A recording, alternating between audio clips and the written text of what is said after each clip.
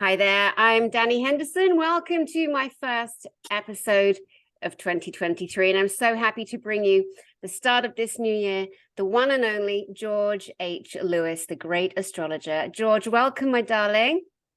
It's lovely to be back on your show. Happy 2023. Thank you, Magic, love. You too. magic year, isn't it?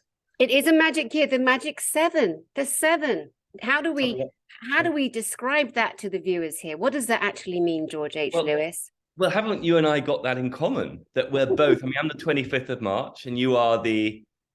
I'm the 9th of February. In numerology, my entire birthday adds up to my birth path number, which is a 7. Yeah, same with me. My life path is 7 too. So what does that mean? It means the spiritual inquirer, the mystic. Philosophical mind, deep thinker. We came to think before we spoke. There's a lot of leaders and teachers that are 7s, apparently dentists too, which I find rather odd. Lecturers, preachers, vicars. Yes, it's an interesting dichotomy, the 7, but It's definitely the philosophy of the mind, the spiritual journey, the spiritual quest. So I love synchronicities as an astrologer, symbologist. Synchronicities and little symbols have always been of interest to me. So when I was a young boy, our London house was number 7 Ranelagh Avenue. And that's where I lived when I was in London throughout my childhood. When I went to one of those very tough English boarding schools, each boy was given a number. Can you imagine? And my number was 7. God. But it's very interesting when you look back. People say, oh, that's just coincidence. Well, I'm the 25th of March, 2 + 5 is 7. I mean, there are no coincidences. Absolutely. There are no coincidences. Yeah, you're so right. You're so right. Okay, let us get into, I think, one of the big subjects of this year, in terms of the way that you deliver your astrological and symbolic predictions and knowings. We are going to go into the title of The Big Three. George H. Lewis, my love, what is the meaning of the Big Three? Well, I mean, 2023 is going to be a year of a lot of change. And with Jupiter, the planet of wisdom, the expander, the philosopher, the teacher, and most importantly, Jupiter is signified with truth seeking. Jupiter has gone into Aries. That is action. Jupiter is, until May, is in Aries. That's going to be a big indicator of a big push of energy in a very different way. Jupiter was in Pisces before. That's expansive, but in a very mystical way. So we've got Jupiter in Aries would be one of them. The second one would be Saturn in Pisces. And this is so profound. I mean, we could talk a lot about this. Saturn is structure. It's moving out of his home signs of Capricorn and Aquarius. He's been in his home signs of Capricorn and Aquarius for the last 5 years. So the whole time leading up to the pandemic and the pandemic, Saturn, the restrictor, the dominant, top-down CEO, it's the devil card in the tarot, has been ruling as Lord in his own sign. He now goes into a water sign. I mean, it means the whole top-down system is going to collapse. Yeah. And it also means, and we'll get into it later, new healing devices. Saturn is, new systems coming in Pisces. So that's going to be very interesting to see that play out. And then the last one, which is very important, is Pluto moving into Aquarius. Now, this is a big one. And it's a generational thing. No one alive today, well, notwithstanding new technologies getting us to live like Yoda, none of us will experience a Pluto in Capricorn or a Pluto in Aquarius again, because Pluto takes 250 years thereabouts to do one rotation. So Pluto moving into Aquarius in March this year for about 3 or 4 months because of the retrograde cycle, and then goes back into Capricorn and then fully in at the end of 2024. I mean, that's going to be huge if you think of Pluto change in technologies, all those Aquarian things like belief systems, religions. It's going to be very, very profound. That's so exciting, so exciting. And so the big three, the big ones, Saturn, Pluto, Jupiter. Yes. Which order can people look to assimilate more information on those planets as they're looking for the opening of this year? Where should they start? Jupiter? So I mean, Jupiter moves. The cycle of Jupiter is much quicker than the other two, in the sense of for Jupiter to do a solar rotation, it's 12 years. Isn't it interesting that we have a zodiac of 12 months, the Chinese 12 animals, and we have 12 months of the year? It's all connected to Jupiter. Jupiter is known as the great benefic. Wherever we have Jupiter in our chart, we are bestowed with something beautiful, with something powerful. It's so interesting that my Jupiter is conjunct Mercury in Pisces. Everything is about music, beauty, spirituality, making us connect to cosmos and psyche, the poet mystic. You can't make it up sometimes. Other people may have, for example, a Jupiter in Capricorn. We're in Capricorn season at the moment.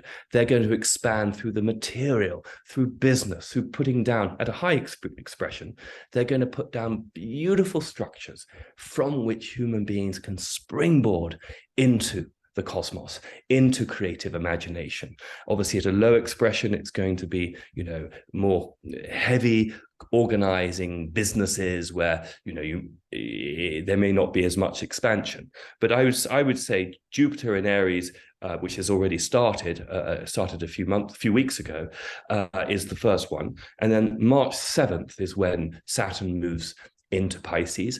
And it is March 18th, I think, is when Pluto moves into Aquarius. So March is a very busy month. Wow. And again, March being such an emotionally, a moving month, where the Ides of March, it's a spring equinox coming to, it's a lot of regrowth of flowers and the daffodils in Britain and the little lambs jumping and springing around if they're allowed to. It is such an emotional month, March. So this year, it's going to be Saturn and Pisces during March 18th, you said? Yeah, so Saturn goes into Pisces on March 7th. Right, so March 7th, there's the 7 and then exactly, there's a 7 again. And then March 18th, I'm pretty sure it's around that time that Pluto goes into Aquarius. Now, I mean, I can go into some more details on Saturn if you want. I mean, what's interesting is because Saturn has been in his old signs of Capricorn and Aquarius for the last 5 years, we've got very used to this top-down government and this heaviness coming in from the state, from the supranational state, from the globalist agenda, if you like. And we've obviously had this tension backwards and forwards between Saturn and Uranus over the last year. These squares, I think I've mentioned them to you before. But now Uranus, the planet of innovation, which is in Taurus, is basically getting a helping hand from Jupiter, and other planets are challenging the power of Saturn. So what we're really seeing is the control system that Saturn has exerted is losing his grip. And as Pluto finishes off transforming Capricorn, which is a Saturn-ruled constellation, Pluto, whatever he touches, is never the same again. So it's the total destruction of Big Pharma, the total destruction of the central banking system, the Federal Reserve, the EMF, the World Bank. Let's talk politics, the destruction of the Democratic and the Republican Party, the destruction of the Conservative and the Labour Party. We have to really get to understand that we've all been played in this matrix system. Those political systems have been there to control us, to keep us genuinely divided, fighting amongst each other. And that's Pluto. He's finishing off his round. He's only got a year and a half left. We're going to have a little bit of a glimpse of Aquarius energy. And then because of the retrograde cycle, we'll go back into Capricorn. And then by the end of 2024, we will be fully in the Aquarian age because Pluto will move into Aquarius. And it's going to be very interesting to witness that. All right. So in basic terms, down to boots on the ground, is Pluto a helpful little bastard or a great little bastard? I'd say he's both, because here's the thing with archetypes. Are we going to use Pluto for our own elevation of consciousness? You see, in some ways, we have this choice. If you think about it, we create our own reality, don't we, Dani? And in some ways, Capricorn is very much about reality. I could tell you another little bit of an aside is Jupiter and Saturn made their 30-year conjunction in 2020, just before the pandemic started, and it was the first time that it moved into an air sign for over 200 years. Before that, it had always been an earth signs, and you think an earth pyramid structure, control. It's the devil card, and now, of course, Pluto. Because it's in Capricorn, it's taking away, it's turning the whole earth thing upside down. So we're not going to have monarchy like we did in the past. We're not going to have these Saturnian structures. Isn't it interesting that Britain is a Capricorn country? We've talked about that before.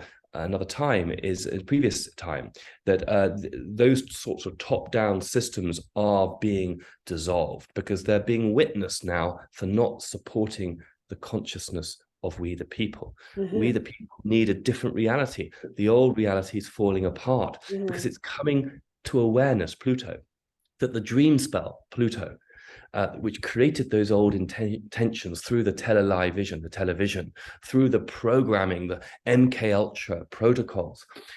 We internalized those intentions and we actually manifested their intentions. The people who were controlling the system, we played out their agenda and we were working according to their reality. We are now shifting our reality with a new intention. And so we're beginning to see, if you like, behind the curtain, think Wizard of Oz. And none of us were able, I speak for myself, before the timeline shift of 2016, I didn't have a clue. I knew something was off because I'm intuitive, like so many of us empaths, but I didn't know what it is. We human beings were multi-dimensional creatures. And we exist in this place of time and space.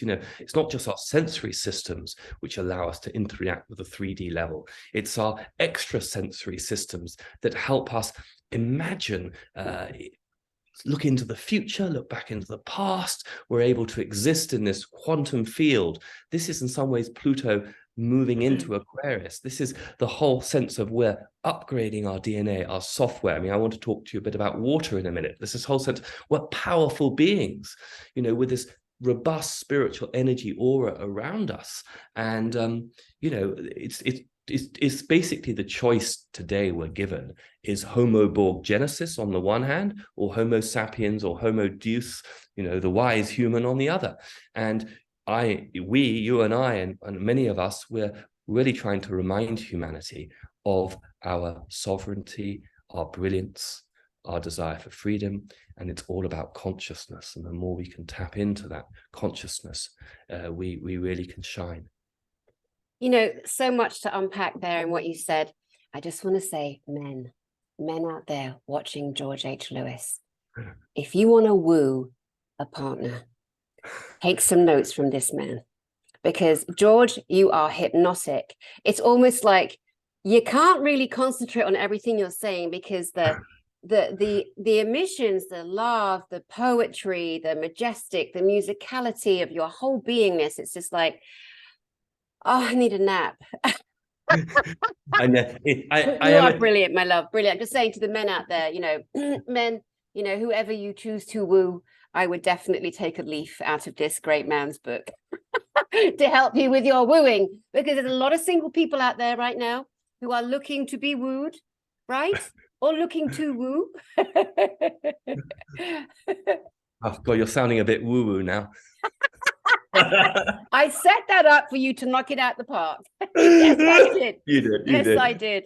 Yeah. Yes, I did. The other day, it's funny. I don't know if you've ever heard of this bread. I don't know whether we have it in England, but it's called Dave's Killer Bread. And it's like the best bread ever. And anyway, I got a loaf over the Christmas period. And I got it out the fridge. And on the top of the Dave's Killer Bread, there's a picture of a man.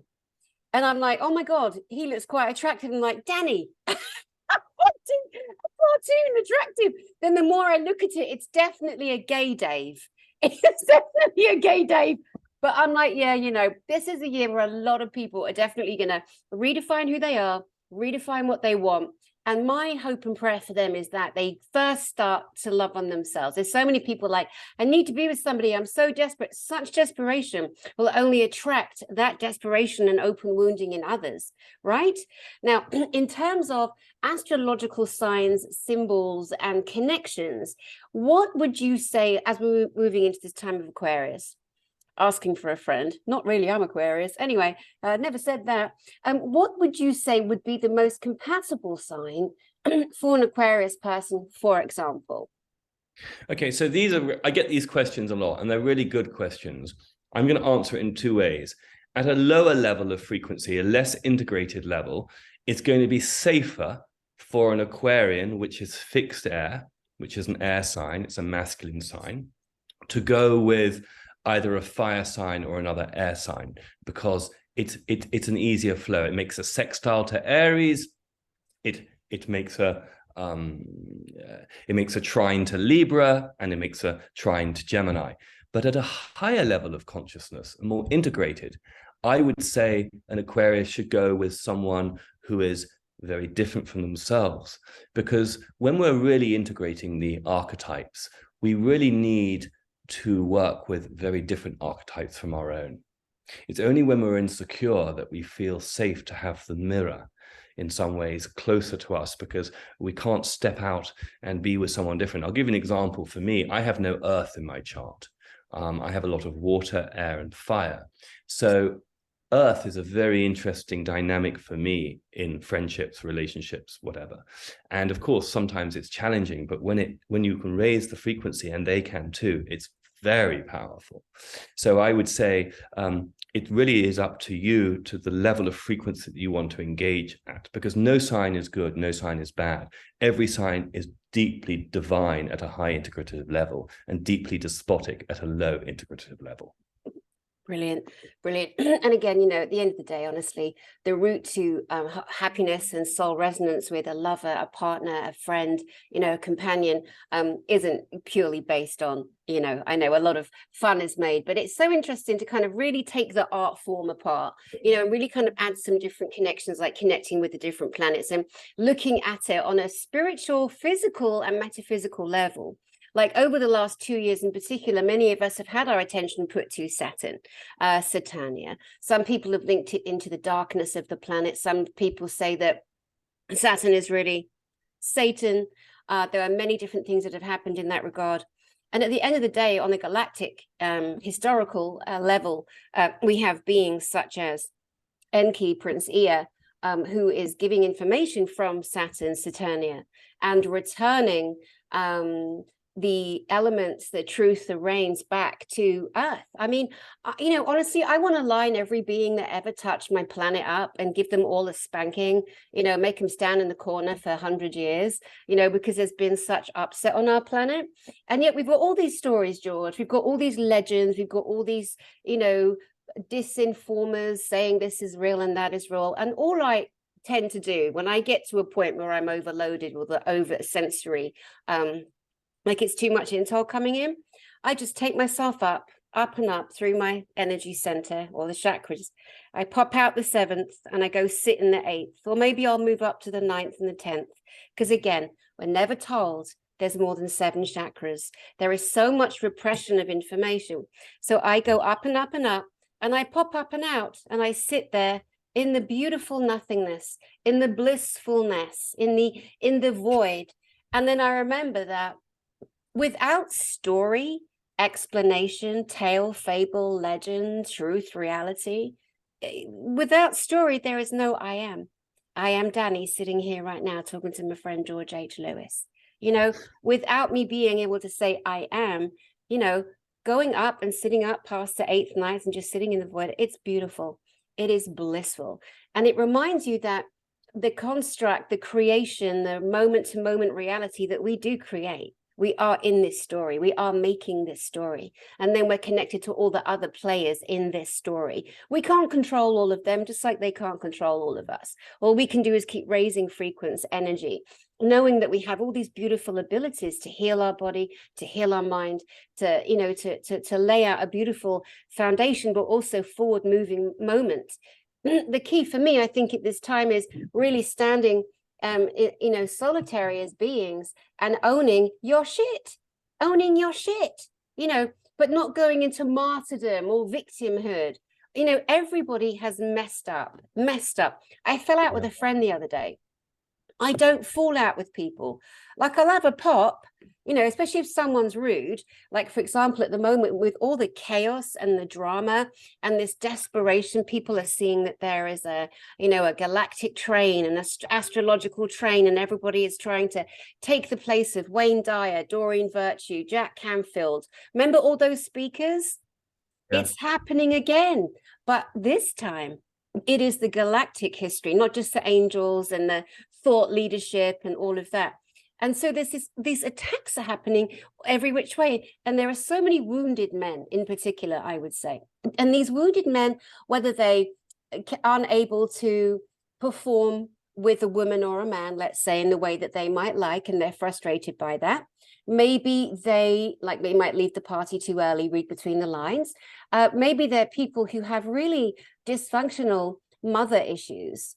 Maybe they're men that are really aggressive and need to control their women, but they only can do that by being aggressive, and therefore, you know, they are obviously very wounded too. But whatever's been going on, there's been the most aggressive, violent, emotionally abusive men who don't have any boundaries anymore. And they're coming out online and coming for women like me, you know, and like Elena Danan and others, and making disgusting videos. By the way, boys, Todd, Sleeping Angel, and the OG Oculus twat, just so you know, Space Force is investigating your ass, because that's what you do to bullies. All right. Anyway, back to the aggressive, emotional. That's what I'm saying to people. Like, if you want a yardstick and an emotional tap-in of a man, look at George H. Lewis. Look at the musicality, the positivity, the lovingness, the openness, the vulnerability, the spirituality, metaphysical ability, real knowing of a subject, and how you give. You know, you're giving, you're gifting. On that level, I think, George, that unless there's anything we haven't covered in the big three, that we might move on to your work and what you do and the tools that you use. I would love that, but to preface it in some ways, because to go beyond to build upon what you've just said, is truth does always come out. It may take time, and unfortunately it does, because propaganda is shiny, and often propaganda has a lot of money behind it, because again, bad Saturn is old money systems. And the old money systems, we only have to see with, you know, I don't even follow it, but the fake cryptocurrencies and all the dark money filtered in and out of Ukraine and elsewhere in the global economy. This is all such corrupt, dark money. It's being witnessed and it's being alchemized. And so when people are going to go after you and other light workers, let them do it, I say. I know it's painful, because they're going to be witnessed. What's happening, the light on this planet is getting lighter. Literally, the sun has changed. I've been sun gazing for a while. The sun is changing. It's changed since I was a child. The photons are brighter. We are being activated because we're moving past through the photon belt. We are being activated in a way that we weren't hitherto. And so the darkness is being revealed. And we wish it would be quicker, but it really is happening. And we have to stay present, grounded. And people like ourselves need to practice many types of meditation that can be kinesthetic. It doesn't have to be sitting in lotus necessarily. You know, it can be playing the piano, it can be painting a picture, it can be sharing the good news. We have to just all work together and stay on target, and it's going to happen. The golden age is very close. You know, there's so much disclosure happening. You know, the healing is interesting because, you know, this device, for example, is all thanks to you and your friend Chris O'Connor. The Deems device, I've literally just got it. It was sent to me about a week ago, and I've only started using it recently on clients. And it's a magnet. So it's this new technology. It actually comes from, what's the satellite outside Saturn called again? Minosa, I think it's called. I don't think I pronounced it correctly. Mimes. Sorry, Mimes. Thank you so much. Sounds like Mimes. mimosa. No, I got that wrong. But Mines is where Chris was based, and so this technology, he's brought it back to planet Earth, which is amazing. And it's in some ways, to us, just humans, it's like a Tesla technology, because it's got the coil in here, it's got the magnets, which are very powerful. Literally, if I put this up against the computer, it actually will knock the computer off. It's very powerful. Right. It's got beeswax in the middle and then the crystal quartz, and then I can further activate it with different chakras. I'm using the clear one here, which is very beautiful, the crystal quartz. Look at how it glistens. Isn't that beautiful? So beautiful. And then you can put it on here and it activates it, and it can take pain away, help you with your skin, many different protocols. So all these technologies are starting to emerge, and it is really exciting.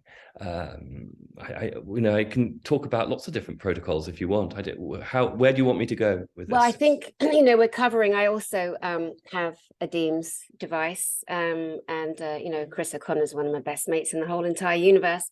My brother from another star mother, and he is so generous in what he has gifted us. And you're right. Now, I want to, there's a lot of people coming to this information right now, and a lot of people, unfortunately, when you say Tesla, they go donk to Elon Musk, and don't do Nikola Tesla the injustice, please. It is not Elon Musk, not you. I'm not saying it's Nikola Tesla. Yeah, yep. Nikola Tesla, the great man, the great Serbian. I mean, he has brought us, this is a perfect example of free energy device. And made with, it's wrapped in titanium. It has copper and iron inside. It has 13 magnets. I mean, I've seen it built. They built them by hand. I mean, when you go visit Chris, you'll see the operation. Everyone is built by hand. And, people, they're like, ooh, it's $700. And I'm like, are you paying your health care people that rob you and rip you off month after month, year after year? The pressure that families are put through to have to make that money. And then how often do they use it? And when they use it, there's all this other added expense. $700. I had the worst ear infection recently, and I had to go to ER or UR, whatever you call it in America. I don't know. The emergency room, no, not the ER at the hospital, the urgent care. That's it. That's the difference. And I was being driven there, and I was in so much pain because I don't do doctors. I haven't for years. I'm not saying not to, guys. You do you. But I haven't been, because I'm, my body our bodies are so naturally healing. Our immune systems are naturally healing. We mustn't say too many of those words or we'll get yanked again. Ooh. But anyway, I had so much pain, and I just put this against my ear with the red pointing out to draw out the pain. Now, I set the intention to connect my electromagnetic field with the electromagnetic field in this free technology device. And I swear to you, it was so comforting. And I went into the urgent care, and I went into the doctor's, I don't know why they call it the doctor's office, the doctor's surgery room. And I'm just holding it, and no one said a word. Nobody questioned, what are you holding? What are you doing? And I thought that was so interesting, because this is so becoming the norm. And we have many, many devices, as you know, already on our planet that have been healing and helping the human body and the human mind heal and come back into resonance. What does get tedious is when people watch a broadcast like this and they're sitting at home, they are overweight, they are eating shit, and they're like, when are the med beds coming? Yeah. We got to do our part, have we not? Yeah, we really do. And I mean, one of the great positive things is water. As you know, I've been painting water for 20, 30 years. And as someone who works in the healing arts, I've been using water in my Tibetan bowls for about 7, 8 years. And in some ways creating my own version of humble structured water. And a lot of people now are beginning to learn about water. And even today, for example, if you take distilled water or special spring water and you add the right protocol, not the wrong one, say, if you're working, say, with 3%, food grade hydrogen peroxide, and you put a teaspoon in that water of a full glass of water, it does energize the water. It creates a basic version of what's called explosion water. And it really creates the electrical pathways in the body to do the healing. Most human beings don't understand that our bodies are electric. Back to Nikola Tesla, it's the electrical current in our cells. And how is that conducted? Through water. Yes, we're 70% water, but on a molecular structure, we're 99% water. Everything about, if you look under the microscope, there's no such thing as a solid. It's just tiny particles all together. And water is the essence of life. So once we begin to understand this and how it's connected to consciousness, it's a game changer. And science, Darwinian, Einsteinian science, is going to be left behind. And we're going to move into this Uranian, Aquarian age, where we are going to rediscover, in my mind, our galactics, to tap back into that divine matrix, which has always been there, but we had that distortion. And it doesn't matter whether it's the stories of the Greek gods or the Anunnaki or the Khazarian mafia. We can call it the Illuminati. It doesn't matter really what we call it. There was that distortion, and now we're coming out of that. That's exciting because it's bringing power back to we the people. So you can take charge of yourself and heal yourself. But going back to your point, if you're fat and you're eating crap food and drinking bulk water, which is really bad water, it's going to be very hard to heal the body. So we have to work from a systems top down in this regard, but also bottom up. And we meet in the middle. And I have great faith and hope that we are going to be able to really clean ourselves up energetically quite quickly in the next 10 years. Yeah, me too. And we're not being, unkind, but there's got to be a level of every single person taking as much responsibility for self as they can, because we've been programmed to bank on the system. The system's going to help you. The system isn't going to help you. It doesn't help you, and it's helping less and less. So we've just got to, rise up within ourselves, find that self-love, heal that inner child, which is easier than you might imagine, and start moving forward. And people think, I can't go to the gym. You don't need a gym. Stand up, sit down, stand up, sit down on your chair if you can stand up and sit down. There's no excuse. No excuse. Yeah. Self-sovereignty is key. Also bringing out the eternal child in that sense, playing around, having fun, the puer eternus, that eternal child, which, I don't know, for me, that's when I tap into that when I'm in service is when I'm most powerful, because the ego is definitely secondary and the ego is in service of the curiosity. Yeah. And, it really is, the inner child to me is like the most, that's it, the inner child that, I am so childish, like, honestly, it's like all I need is this. That's so funny. Like, it's so childish.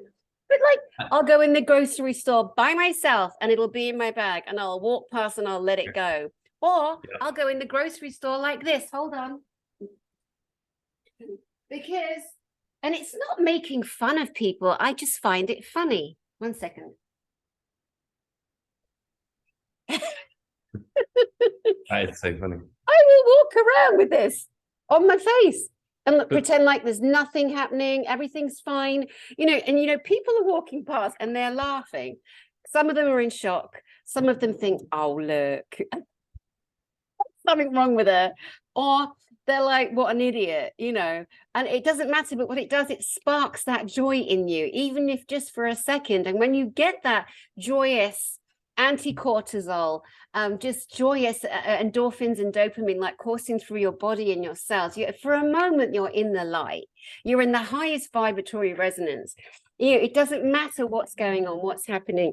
We all know the minute we put a piece of music on that touches us somewhere, the mind shifts. It's like a rapid mindset frequency shift that can happen so quickly, right? It's just wonderful. No, absolutely. It's so true. And not only does the optimist live a lot longer than the pessimist, but humor, laughter is critical. And, in this time of transition, in this time of great uncertainty, we do have to find time amongst our loved ones and friends to laugh. And because it really does help the healing process. It's interesting. I was just before chatting to you today, I was looking at the solfeggio frequencies. I don't know about that. I think it's 174 hertz is when you can relieve pain and stress. You keep going up to 285 and above, and you're healing tissues and organs. And then 395, you're moving on from guilt and fear, and then there's sort of miracles start to happen in the sort of 500-600s, and humor. I don't quite know where that plays in, but in some ways it's always humor is taking you upwards. And of course, it's not humor of taking pleasure out of people's misfortunes, which in English we call Schadenfreude. It's more the humor of laughing at oneself, but laughing at the craziness of this world, of just the and having a laugh at it, with great intention to heal. It's very powerful. It is. Do you remember years ago in England, there was the Green Party? Yes, I and do. there were these men, and they would sit cross-legged, and they would like spring themselves across the room. Do you remember that? Did you ever see them? Oh, I did. my God. I do remember. Yeah. One of the funniest things ever. And I loved the Green Party for their indifference to being a conservative, because in America, it's so different. The language, you and I have both lived in America. And in England, the language is so different. Like somebody says, I a Republican and a what and a what and a what. I don't know what they're talking about. In England, we're growing up with conservative is very conservative. It's restrained, it's restricted, it's very posh, it's very upper class, middle upper class. It's all the posh people are conservatives. And then you've got Labour, the Labour Party. That's the workers, the working class, the underbelly of the whole of Britain. And then, of course, all the parties are trying to murder each other entirely, and hopefully we're moving out of that whole boring construct of nepotism, and then putting themselves in charge and doing terrible jobs. None of them have been fit for purpose, none of them. But also, being Brits, we can honestly, hand on the heart, talk truth here, that when we look back at since the Second World War, it doesn't matter who was in power, whether it was Attlee, Churchill, whether it was Macmillan, Heath, Thatcher, Blair, all the Labour Conservatives, they all, at the end of the day, with a few differences, followed the protocol. The protocol was hidden. There were these global agendas, and things never really changed. We just have to honestly own it. Things didn't change profoundly for human beings. There were some shifts from time to time. You can focus on things like abortion in America. Taxes went up a bit and down a little bit with Labour and Conservative, or Republican and Democrat, but ultimately civilization didn't shift. And you realize now, when you look back at it, that the timeline changed in 2016. Many people said to me, but George, why can't you just be a Republican? Why do you have to want such drastic change? And I turn to them and I say, because the change is so needed for our ascension. The change is so needed for us to step into our true path as divine human beings, as opposed to this shadow, illusory, artificial, biosynthetic offering that the dark side wants us to take through the metaverse. Yeah, so true in so many levels. And it's interesting, George, why can't you be a Republican? Like, George, why can't you fit in my box, right, under my label? That's in right. my system? And the earth the people of the earth have so been betrayed in, this is what success means. To really matter on your planet, you must aspire to this and this and this and this. And it's complete bollocks. We are beautiful, we are spiritual, we are metaphysical, we are creators. Oh, don't say creator. Who are you? Oh, you're going to be smited by the Lord. No, you're not. No, you're not. And the other great thing that's been happening is people really are so beautiful. We are so loving, we are so kind, we are so giving naturally at our core. And only the negative ones, they're the most wounded. So the ones that attack like that are just showing how wounded they are, how awfully wounded they are.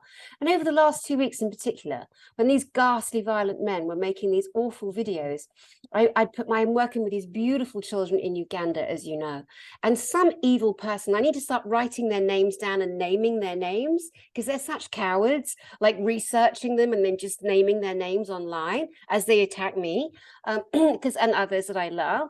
And anyway, this awful, dreadful, sick-minded nothing accused me of being a Satanist and a pedophile. Can you imagine? He got It's called inversion. It's an inversion. Totally. But here's the thing. So now it's accelerated because people are like, oh, dong, dong, dong. They're not thinking and using their brains. But I can use myself as an example, and I'm not a famous person. I am just Dani. But how many of the actors and the celebrities and the this and the that, everybody thinks they know. Oh, this person who's mega wealthy and famous is a Satanist. Oh, they were taken to Gitmo. We've been banging on and talking shite that we have no proof of for 4 years, certainly the last 2.5. And I think that people owe it to themselves when you see something like that, just stop for a moment. Step back into yourself. Stop gooing yourself. Stop black gooing yourself. Stop AIing yourself voluntarily to the little darkness that is trying to magnetize you to it. Beautiful humans, step back into yourself for a moment. Is what you're hearing truth, or is it nonsense?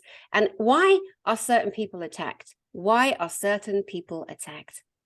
That's why in disclosure, we all demand proof. We demand physical proof. We demand stories of coming together. We want to see actual proof. What were you going to say, babe?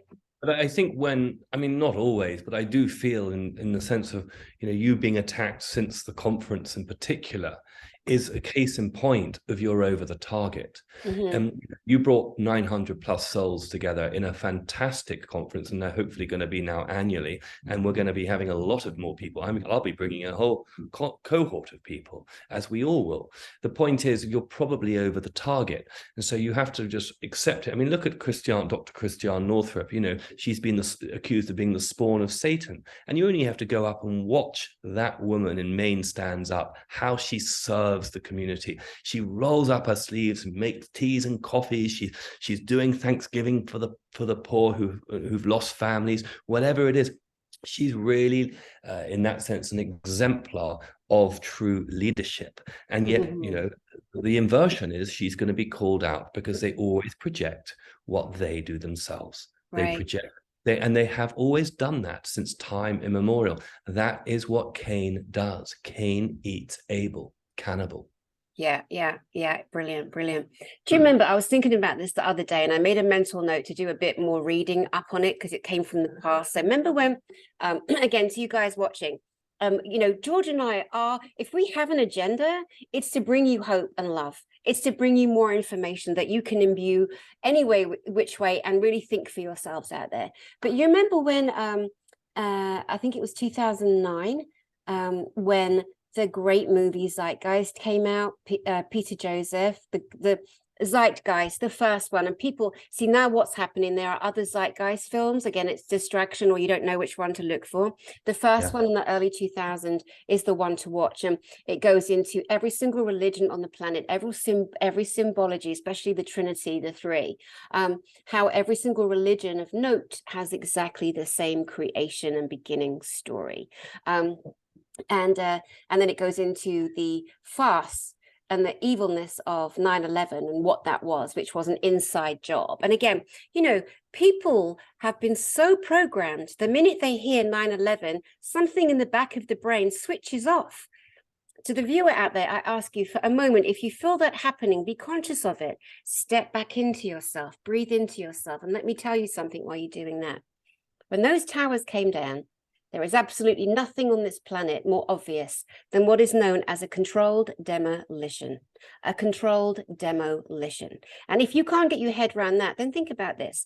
During that same day, that morning, when the Twin Towers came down, later on that day, over the way, 2 or 3 buildings down, out of nowhere, Building 7 also was standing like that. It just also collapsed inside its own footprint. It was a controlled demolition. There's no other way to describe it. It simply is an up to down controlled demolition. Oh, they call it Building 7. Do you know what building that was? It was the building of the CIA and other agencies.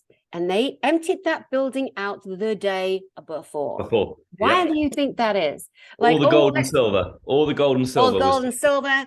All documents, all servers were taken. I mean, there's so much information that us, the people, our brothers and our sisters, don't have.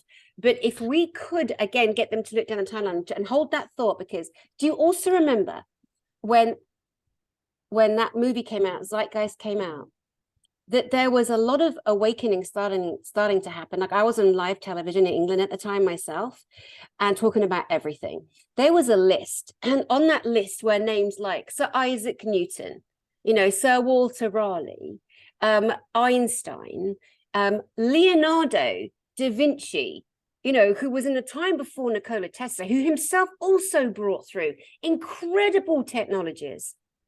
And what the deletes, or the powers that are never going to be,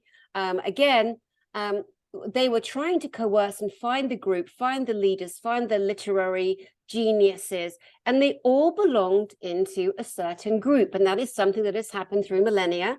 A lot of them are now called secret societies, secret clubs, whatever. It doesn't matter. No more secrets anywhere. None whatsoever. What say you to that? And what was the thought you were holding there?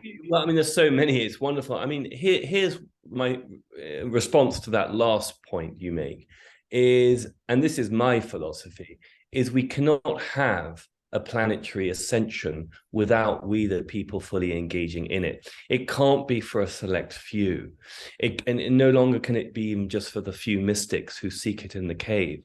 Our job is to find it in ourselves, yes, but to share it with our brothers and sisters, and to know that we can do this all together. And this is why it's painful, because it's sort of stop, one step forward, or maybe 2 steps forward, 1 step back, in the sense of the disclosure. There's a lot of information. We can get sent on red herrings. There's a lot of distraction on both sides. Remember, it's the art of war playing out by Sun Tzu. So you have infiltration within on the dark side, but you also have infiltration with the white hats. This is how war works. It's funny, coming from a military family on both sides, and yet I'm an artist. I kind of understand the military. I don't pretend to understand it well, but as a young boy, I have a sense of it. And it's not popular in the 20th century deliberately, because we're all very scared of the military, because the media has always projected it as this thing which is deeply, deeply dark. And of course, the military industrial complex is thus, but having experienced military people from around the world, good people who are in the military, they are really in service. But the point is, here, we have to look at all this information. We have to go back into our heart, into our body, somatically. Use a pendulum, whichever way, you can actually swing yourself as a pendulum to feel if it's right. I actually use a pendulum. When you're getting information, try and sense it. Don't think it. Does it feel right to you? So you can pass it. You say, oh, I'm going to take that. I'm going to ignore that. I'm going to say something during this hour, and Dani will say something that will not resonate with you. Other parts will. Let's not fight over what doesn't. The whole point is, you, me, Dani, we're all trying to ascend. So we take what's needed for us. My archetype is different from yours. So this is how it becomes actually very joyful, the way we take what we need and we keep growing, and then we share out. So the world is bigger. It's not a dog eats dog. It's not scarcity consciousness. It's unity consciousness. Yeah. It's unity consciousness. And that is such a beautiful way to start to bring this conversation, of which we've had several now at this point, me old mucker, and we'll continue to have. And I think it's beautiful. And again, I know, we all are here for various different reasons, and I deeply love our brothers and our sisters, as you know. I mean, that I wasn't a therapist for over 25 years, and a spiritual counselor and reader for nothing, and a medium, etc. And I really trigger people, and I'm okay with that. I'm okay with that. We can't all be friends with everybody. I will not waste time trying to convince someone, of something. They either are able to hear information or they're not, and not everybody's right about every single thing. Not everybody has all of the answers. But if we, in our conversation today, if nothing more, just encourage people to really step back inside of themselves, really think and feel about who they are, where their wounding could do with some loving, who stop listening to everything and plugging in. Because when they just attack, like, for example, when this horrible video just this week went out, that was me with some kind of reptilian face over me in this deep voice like a man. And I'm sure they photoshopped an apple here. So somebody already said I was a man, and I've definitely checked. not a man. And you've met me too, so you know I'm not a man. And nothing wrong with that though. And you know, those things. And then what happens is someone on Facebook shares it, and then one of their friends shares it too. And then it goes on and on and on. And all you're doing is showing your ignorance with no backup. But that's how easy it was to control humanity. It's that simple. But those who are jumping into the negative fray and attacking are plugging themselves into the AI and the black goo. Yes. There's such a desperation now to harness the soul. So all you negative Nellies out there, please take care. Please take care of you. Yeah.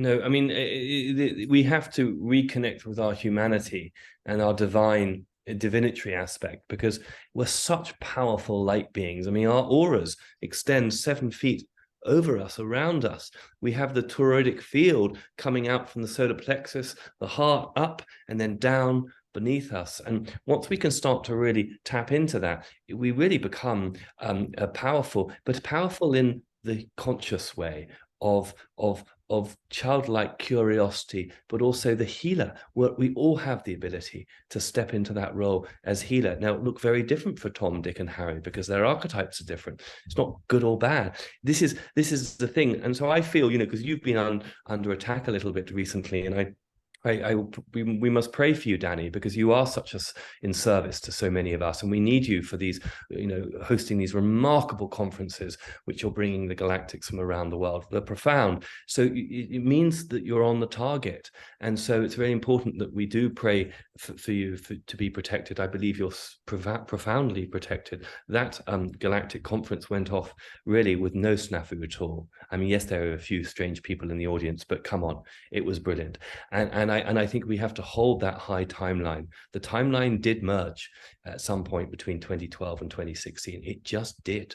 And the darkness is being alchemized because it's being witnessed. And, you know, I'm an impatient person. I'd love to see the normies, the zombies wake up quickly. But they are. But it's just going to have to, it just takes time. But the good news is, with Saturn moving into Pisces, it's going to be so much about watching the water. You know, when Q tells us watch the water, that's not just tsunamis and earthquakes and tidal waves. It's learning about the water in ourselves to heal. And once we really understand that, it's a game changer for us. Yeah, it really is. It really is. And speaking of healing, I would love for our beautiful brothers and sisters on our planet to recognize that there are 2 beaches. I did a broadcast on Lemuria the other day. There are 2 beaches on the island of Kauai, and Kauai, I truly believe, is the last stone of Lemuria, Lemuria being the whole time of the planet before Atlantis. So Lemuria is a beginning, healing, and an origin. There's even other islands coming up out of the ocean now around Kauai, which is one of the Hawaiian Islands, for those that don't know. On one end of the beach, one end of the island, going up towards the north, there's a beach called Anahola. And this is where it is said all the souls on the planet come in. They all come in through that gateway, through that beautiful portal. Well, one of the most wealthiest bunch of whatevers, negatives, have put spelling, occult, black magic, trying to block and loosh the energy of the souls coming in. It is true. One of the people that owns a lot of that real estate on front of Anahola Beach is that bloke who apparently created a social online book. It's got book in the name, that Muppet. And so he owns so much of that special sacred land, the Haiti Hours, the ancient temples, the Haiti Hours and ancient temple. And so the energy coming in is being loosed. And then at the other end, you go down south and whip up round up to a beach called Polihali. Now, it's a really long, bumpy road to get there. Once you get to the turnoff, it's 4.5 miles, really holy, bumpy road, up and down. You need a Jeep or 4-wheel drive to get there. It's not easy. You get all the very way to the end. There's gigantic cliffs, and that is where the souls leave the planet. Our beautiful souls deceased souls. I just lost a beautiful Dr. Don Ritt, one of my great friends. Dr. Don Ritt left us the other day. And so the souls come through Polihali. And that is also right where NASA, the military, the Navy, the this, that, they're all there. So what I did the other day, I went up on the Waimea Canyon Drive in the town of Waimea. And I took my sage and I took my frankincense and I took my myrrh and I went up the private road that says no entry, military, navy, blah, blah, blah, blah, blah. And I went up there, full of love, just very loving. I tried to get in the other gate and the men were like, are you joking? I'm like, no, I'm coming in. They're like, why are you coming in? I'm like, well, I worked in the space industry for years, which I did. And now I'm in touch with the galactics. They're like, brah, you're crazy lady. We all had a laugh in the end. But, you don't ask, you don't get. And so I went the other way, went up the other private road. I'm not encouraging people to break the law, by the way, but I decided I was going to do something. And I went up there and I sprinkled frankincense and myrrh and lavender and I lit my sage and I just said prayers. I just said prayers and I just sent light and I just opened my heart for Lemuria and the awakening of her and the realities of her and the lovingness and the newness of her that's rising up on this planet. It is not fantasy. What we're living now is ridiculous nonsense fantasy that this is our actual world. No. So we're going back to our ancient roots. We're going back to our ancient truths. And so I stood and I blessed and I just imagine sending land. But there are people, my love, that go around the world interfering on ancient sites. And they think I'm opening a stargate and a portal and a this and a that. And I'm in command of all these portals. And people need to calm down.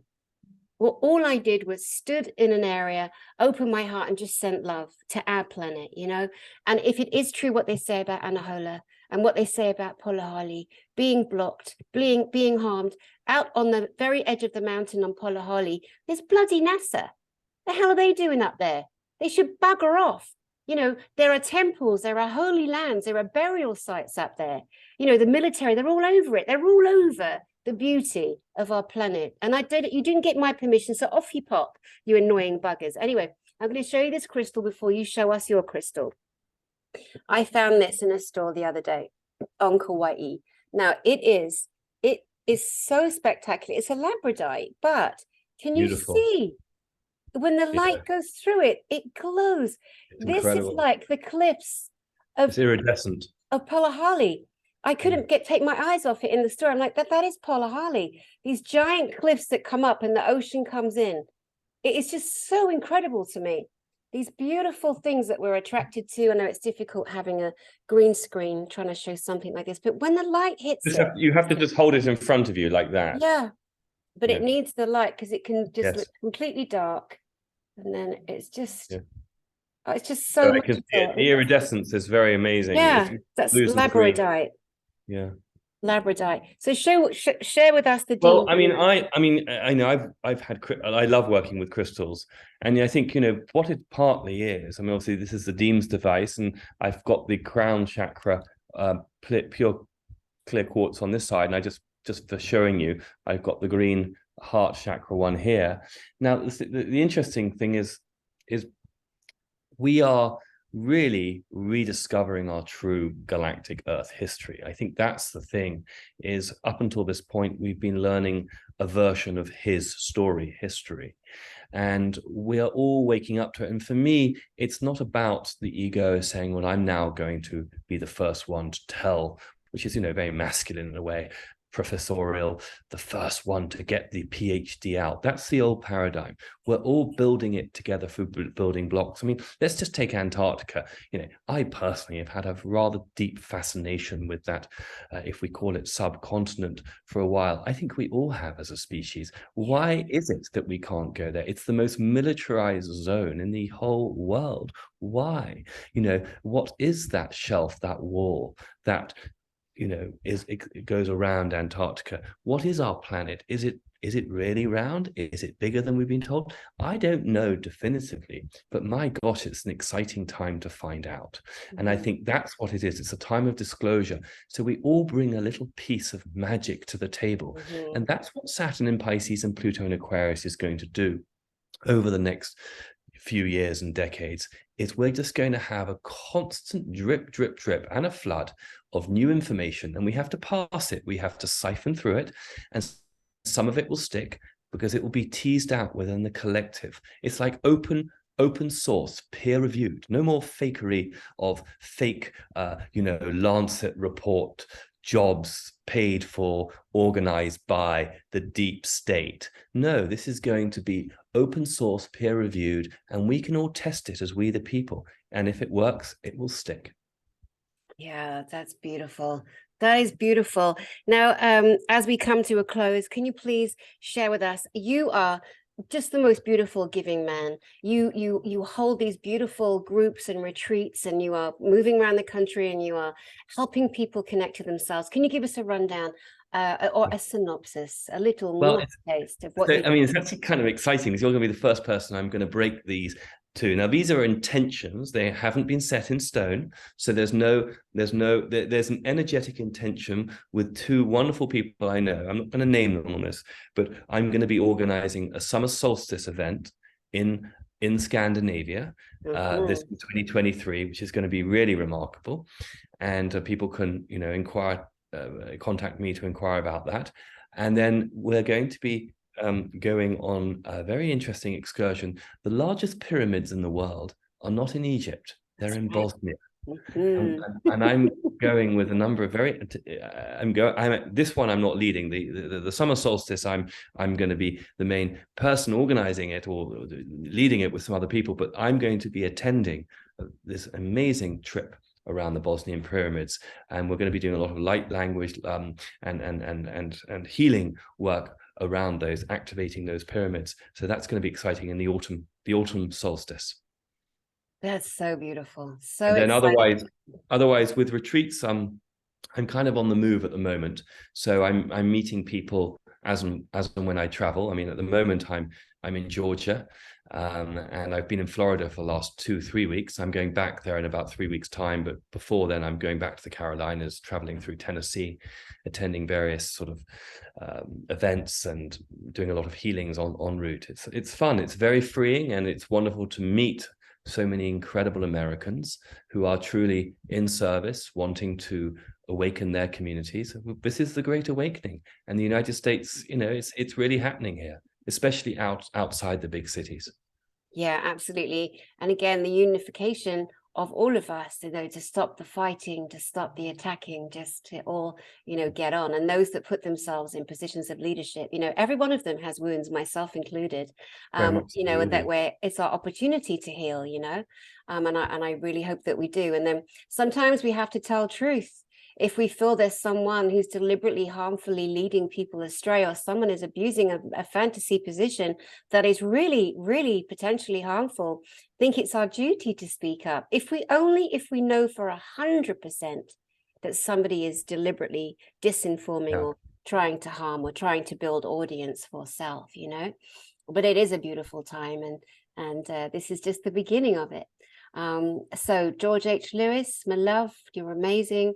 Thank you so much. So you guys out there, there's a couple of 3 or 4 broadcasts now on my channel that George and I have done where we looked at the astrology on the astronomy we looked at Russia, we looked at China, we looked at Britain. As you said, Britain is Capricorn. Do we know in this moment if it's the best idea to just share with people that live in America, of which there's every culture and country of the world, of course, what is her birth sign and how we could support her? No, I'd absolutely love to talk about it. I mean, the American chart, I kind of know pretty well. I'd say I actually know it kind of off by heart. The sun in the United States chart, July 4th, 1776, is when it was created, and the sun was conjunct Jupiter in Cancer. So the United States is known as a Cancer country. It has a moon in Capricorn, which is also interesting, and the moon is conjunct Pluto. So it has a very strong Capricornian quality to it, and of course that means it was created during a full moon, because the moon was 26 degrees Capricorn and the sun was 11 degrees Cancer. I won't get too technical, but you are dealing with Anglo-Saxon culture, as in the Capricorn top-down systems of government control coming to an end. Pluto is moving through his last degrees of Capricorn.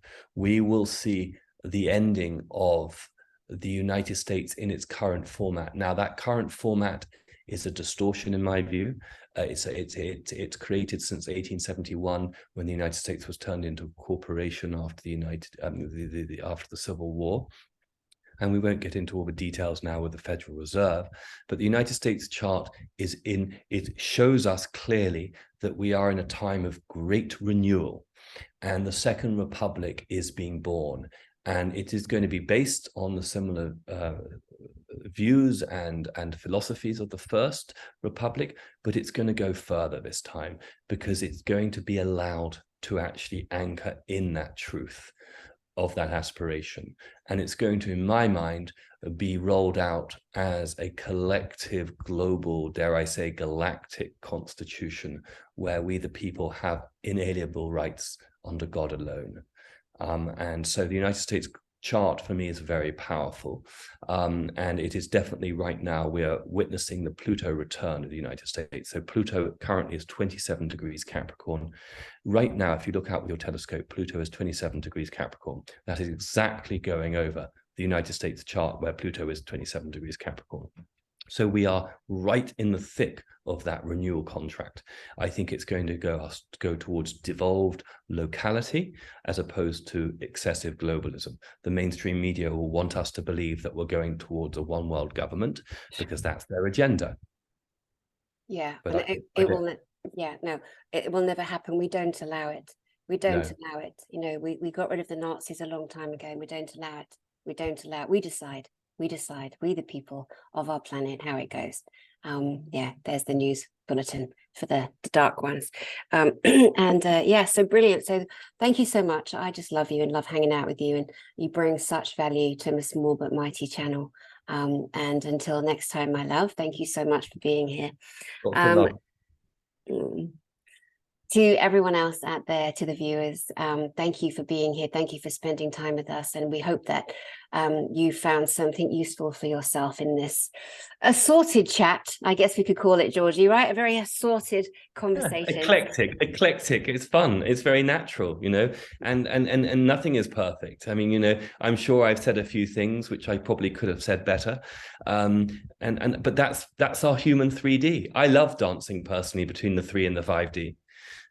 Definitely. Yes, it's good practice. It really is. Definitely. Well, thank you again. And to you guys out there, send you my love, and I will see you soon.